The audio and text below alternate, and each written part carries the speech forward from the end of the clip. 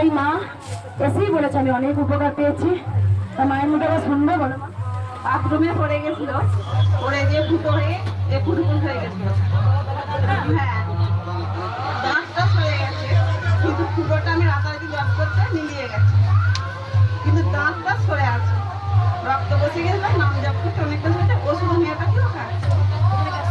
আমি কথা বলবো ভান্ডারটি থেকে যে ভান্ডার দিন এই মা তিনটে মানে ফুটো এমন ভাবে পড়ে গিয়েছিল, ফুটো হয়ে গেছিল। মায়ের ভরসা বিশ্বাস ছিল জয় কৃষ্ণকালী মায়ের জয়, জয় কৃষ্ণকালী মায়ের জয়। নাম জপটায় অনেক মাহাত্ম্য আছে, আমরা জানবেন মায়ের নাম জপে অনেক মাহাত্ম্য আছে। মা কিছু না কিছু আরো বিপদ থেকে সবসময় হালকার মধ্যে মা করে দেয়।